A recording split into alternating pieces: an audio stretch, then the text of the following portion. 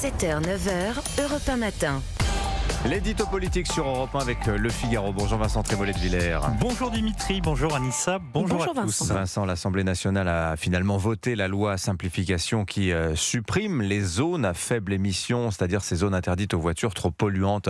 C'est une défaite, Vincent, pour le gouvernement qui voulait les restaurer. Et oui Dimitri, les députés ont renvoyé les ZFE au terminus des bureaucrates et pourtant le gouvernement s'était donné du mal depuis que les LR et le RN avaient réussi il y a plus d'un an à faire voter un amendement à la loi simplification pour supprimer les ZFE. Emmanuel Macron a tout essayé pour les restaurer.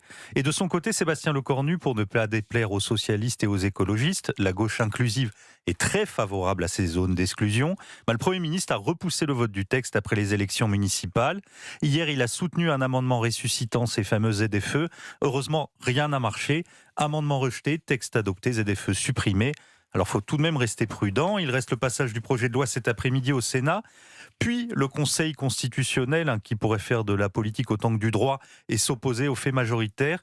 Il est donc encore un peu tôt, Dimitri, pour exposer votre vignette critère au musée des horreurs administratives. Et comment vous expliquez, Vincent, cette obsession à maintenir ce système des ZFE auquel 2/3 des Français sont hostiles? Les trois lettres ZFE concentrent le mal français. Alors, au commencement, comme d'habitude, il y a une directive européenne, c'est la 2008/50/CE, elle date du 21 mai 2008, et elle concerne la qualité de l'air ambiant en Europe.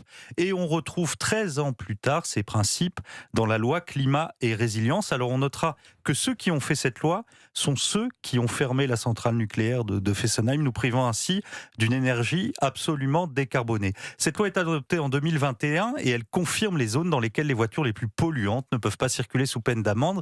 C'est donc une remise en cause directe de la liberté de circulation, c'est-à-dire de l'article 13 de la Déclaration universelle des droits de l'homme.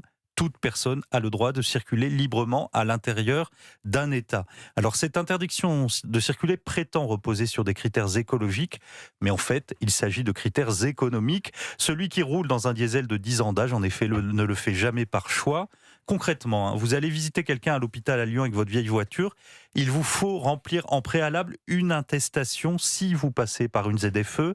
Jusqu'ici, aucune amende n'a été délivrée, mais si les députés n'avaient pas supprimé ces zones, les amendes auraient fini par tomber. Administration, inspection, punition, c'est le triangle de plomb de la République d'Absurdistan. Mais vous le disiez, Vincent, cette exclusion des voitures polluantes, elle ne déplaît pas à la gauche urbaine. Eh oui, on vote beaucoup plus volontiers écologiste, en effet, dans le cœur des grandes villes que dans les villages des campagnes. Ceux qui fréquentent la nature au quotidien doivent subir les leçons de ceux qui militent pour le climat sur l'écran de leur smartphone. Vous savez, les péages à l'entrée des villes, c'était des habitudes d'ancien régime et il aura fallu des mairies de gauche à Paris et à Lyon pour rétablir les octrois. Cet écologisme, au fond, n'a plus grand-chose à voir avec la préservation de l'environnement et la contemplation de la beauté du monde. Elle est devenue un signe de distinction sociale, un souhait de dégager dans son horizon les ploucs, les banlieusards, les gueux. Emmanuel Grégoire et son équipe ont célébré leur victoire au municipal en traversant les rues de Paris en Vélib. Pendant ce temps, la France de la bagnole peine à faire le plein d'essence. Il n'y a pas de piste cyclable pour l'infirmière libérale qui roule toute la journée sur les routes du Cotentin. Il n'y a pas de mobilité douce pour l'agriculteur qui vit à 15 km du premier bourg.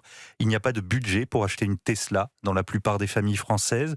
Cette interdiction de circuler tire le ressort de l'humiliation, donc de la révolte. Et on a du mal à comprendre que les macronistes ne l'aient toujours pas compris. L'édito politique sur Europe 1. Merci Vincent Trémollet de Villers.